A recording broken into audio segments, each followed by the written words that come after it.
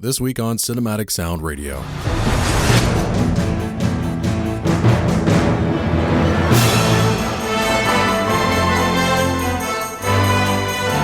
We present a grab bag of film music, which includes some of the lengthiest film music cues you'll ever hear. My name is Eric Woods. Thank you very much for joining me. Sit back, kick up your feet, and relax as Cinematic Sound Radio begins now.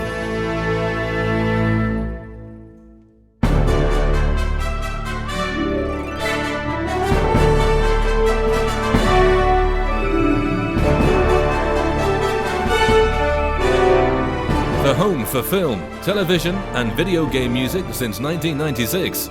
This is Cinematic Sound. Hello everyone and welcome to the program. I'm on vacation this week and I actually considered not doing a show. It takes hours to produce these programs and I just haven't had the time this week to write a show in the normal format.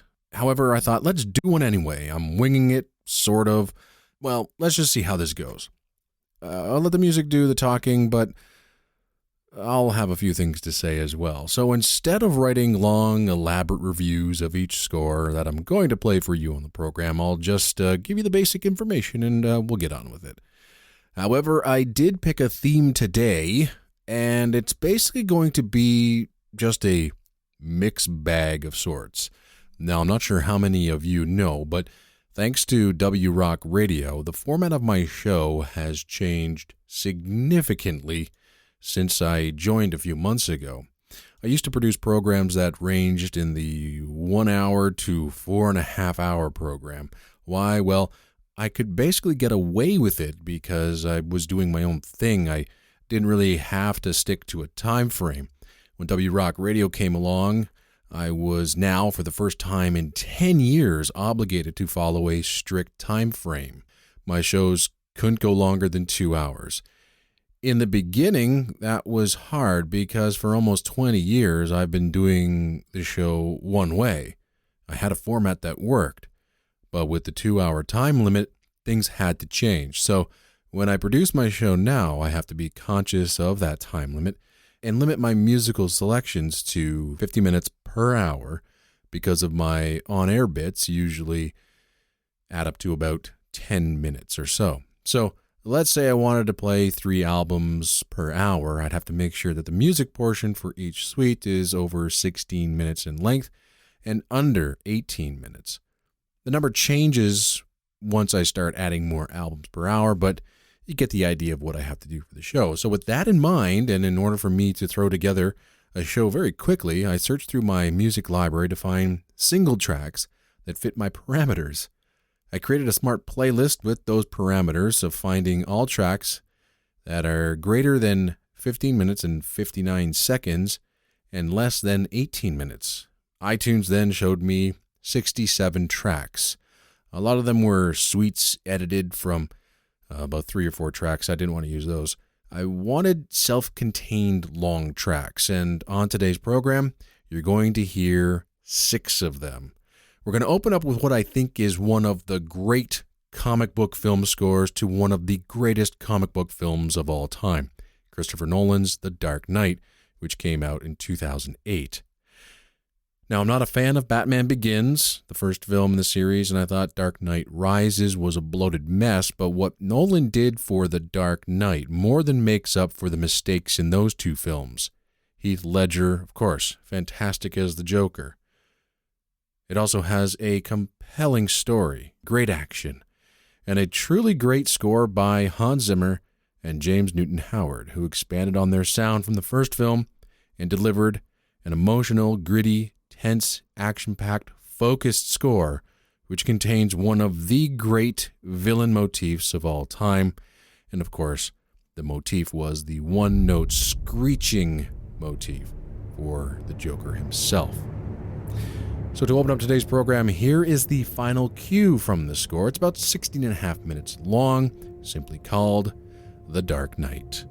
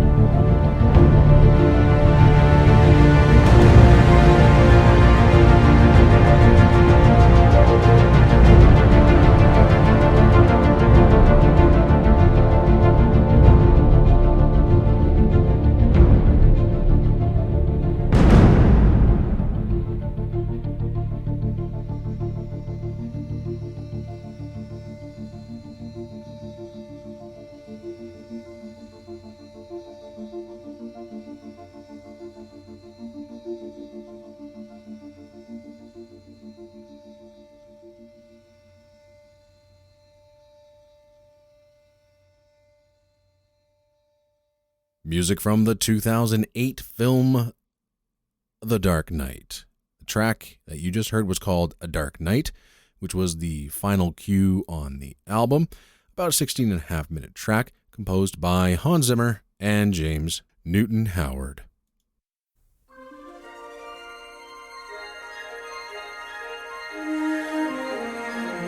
You're listening to the film, television, and video game music radio show, Cinematic Sound. Welcome back to the program. Up next, in our Long Tracks Grab Bag show, is Jerry Goldsmith's classic score to the Tobe Hooper-directed film, which was produced by Steven Spielberg, a horror film called Poltergeist, released in 1982, which itself is a classic as well. Now, John Williams was initially going to score this film, but he was working on E.T. at that time. Steven Spielberg had always wanted to work with Jerry Goldsmith, and this was the best opportunity for them to do so. What Goldsmith crafted was a lyrical, touching, haunting, and downright terrifying work. And like the film, the main focus of the score's energy and emotions is directed at the family and them finding their lost daughter. Jerry Goldsmith wrote this cue that we're going to play for you right now called Let's Get Her and Rebirth for a scene that is both terrifying and tender. The score plays over what was initially supposed to be, at least to the audience, the climactic rescue of Carol Ann from her possessed bedroom. Her mother, Diane, bravely enters the light and eventually saves Carol Ann and exits from another portal downstairs in the living room. Now, of course, the music's power works alongside the visuals, but like any good film composer, Jerry Goldsmith's score can tell us the story without the visuals. This is a splendid singular cue that is among one of Jerry Goldsmith's all-time best. This is Let's Get Her and Rebirth from 1982's Poltergeist.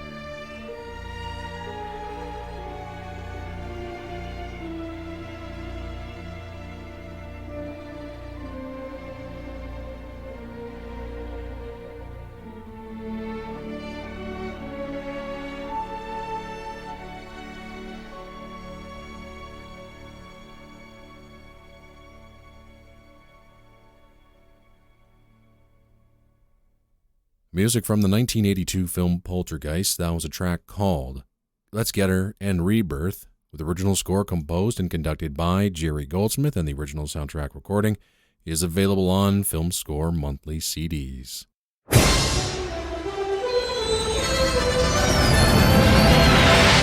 On the air and streaming on the web since 1996, this is Cinematic Sound.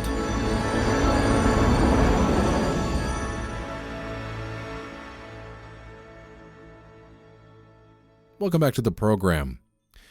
Our last long cue for this hour comes from the pen of James Horner, who had a very fruitful collaboration with Ron Howard.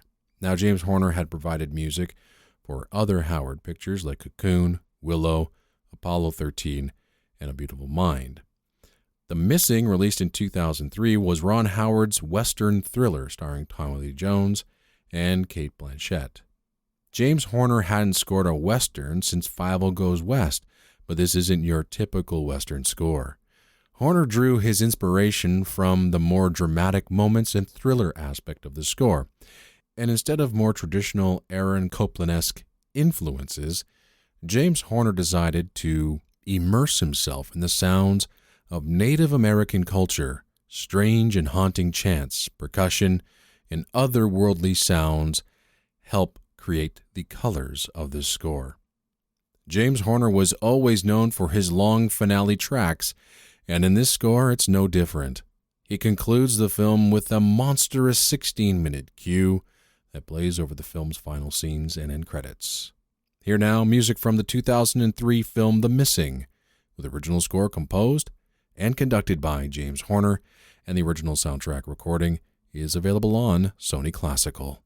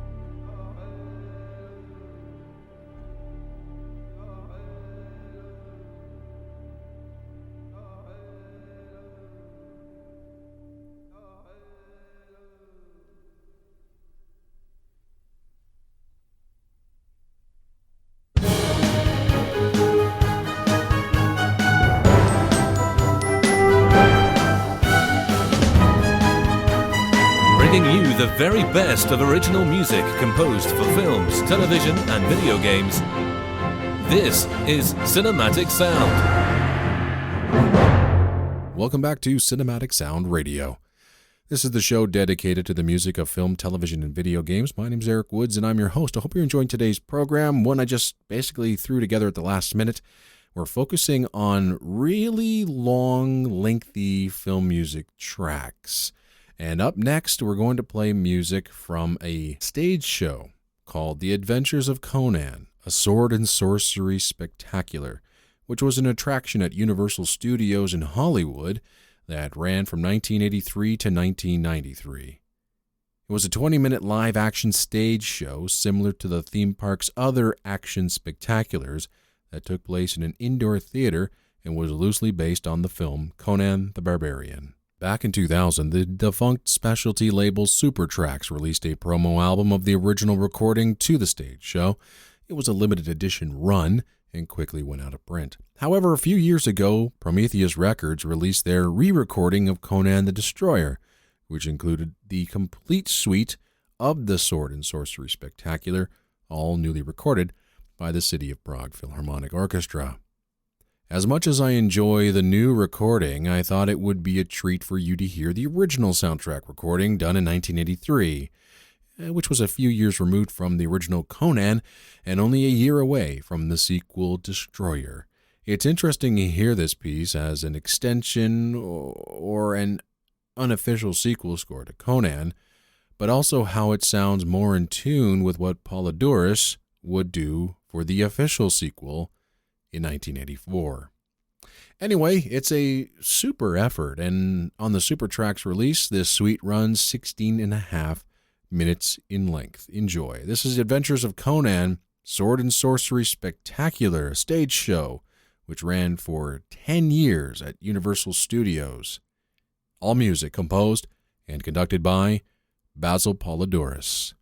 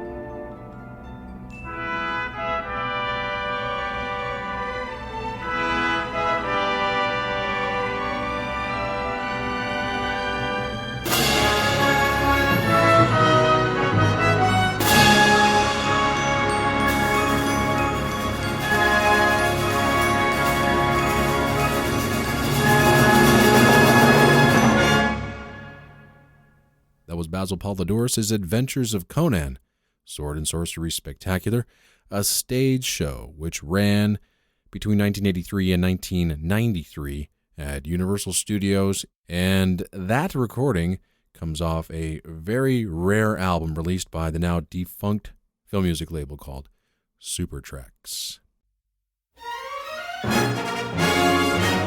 On the air and streaming on the web since 1996, this is Cinematic Sound. Welcome back to the program.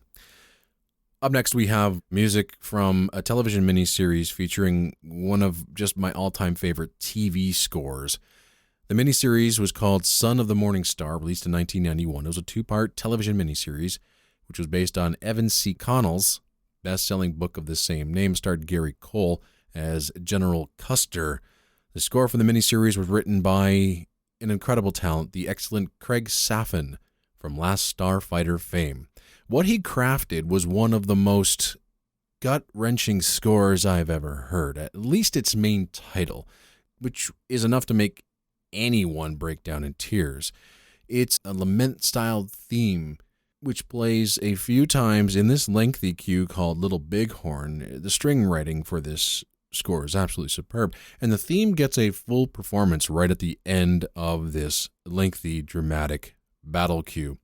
Craig Safan will always be one of the most underappreciated film composers of our time. He should have been scoring bigger and better projects. He should still be working today, and this score is proof why. Such an incredible talent, and I'm just glad that when he was given the opportunity, he wrote some of the most spectacular and most memorable music these ears have ever heard. Now, I'm really pleased to present the spectacular cue called Little Bighorn from Son of the Morning Star by Craig Safan, released in 1991.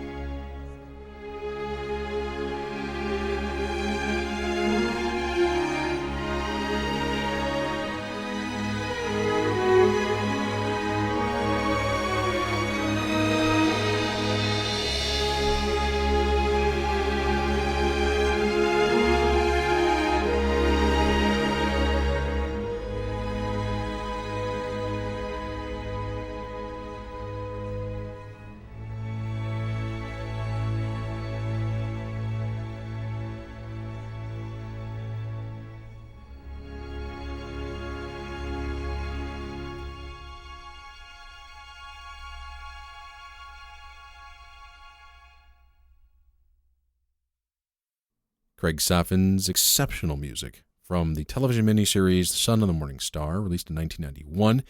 That was the cue Little Bighorn, and the original soundtrack recording was released on Intrada Records.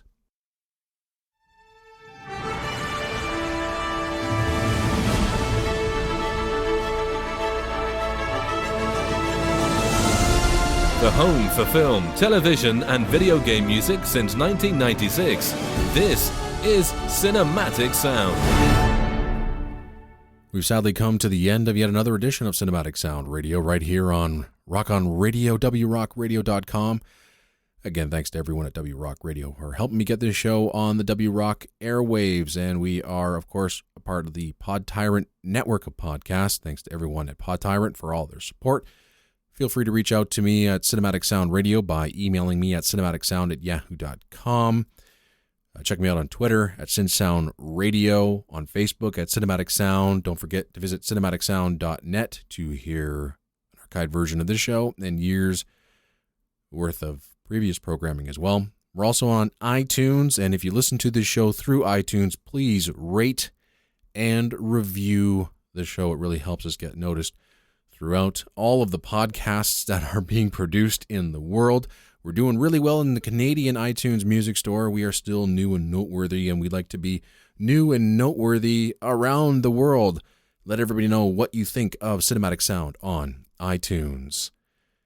Also want to thank Tim Burton for lending his voice for all the bumpers and stingers you hear throughout the program, and composer David Cucina for writing Cinematic Sound Radio's intro music. Now, if you thought that last track we played was spectacular, we have the showstopper for you right now. We're going to play music from The Red Violin, a superb 1998 film which spanned 4 centuries and 5 continents to tell the story of a mysterious red-colored violin and its many owners. Now, I simply love this score written by John Corigliano. And what I find so fascinating about this score is the concert piece, the Chaconne for orchestra and violin, which was actually written before the film score was written. So basically, John Corigliano had already written his film score before the picture was finished, and all he had to do was adapt the concert work to the images. Now, most people would say that's not the way you write film scores, and I've heard some really bad film and television scores that are written that way. But what John Corigliano did with this score is nothing short of, I would say, perfect. Most of the major themes and motifs are actually in the concert work. However, the Chaconne is a much larger set piece which incorporates the entire symphony orchestra. It's very powerful stuff, while the film score itself is a much smaller and more intimate work. The Chaconne is easily one of the greatest standalone pieces of music I've ever heard, and then to hear those themes developed and dissected into the film score is such a treat. It's a brilliant feat in itself. If you aren't familiar with the score, then you might want to start with this piece when you have the CD, if you have the CD or don't have the CD, so that you are familiar with the themes and then can go through the score proper and hear how they are adapted and utilized. Or you can just play the album from start to finish, and then you hear the Chaconne last, which works as almost a 17-minute long end credit piece. Whichever way you do listen to it, the experience is a rewarding one. It all plays more like a concert work rather than a film score anyway. The soundtrack was conducted by Esa-Pekka Salonen and was performed by the Los Angeles Philharmonic. It's one of those rare scores in the past 20 years or so that truly deserved to win the Academy Award. I really do hope that we get to hear more from John Corigliano in film. However, after having his score to Edge of Darkness rejected a few years ago, I highly doubt Corigliano will dabble in film ever again. It's too bad, really, because he's a gifted composer, and those in the classical world know that. And he's written 3 stunning film scores in his career as well. Revolution made its debut on Varese Sarabande Records many years ago, and if you don't have Alter States or the Red Violin in your collection, I highly recommend you remedy that right away. You won't be disappointed with any of his works. So to end off today's program, here's the Chaconne for orchestra and violin, written by John Corigliano for the film The Red Violin. Thank you very much for listening, folks. I really do appreciate it. And until next week, take care and happy listening.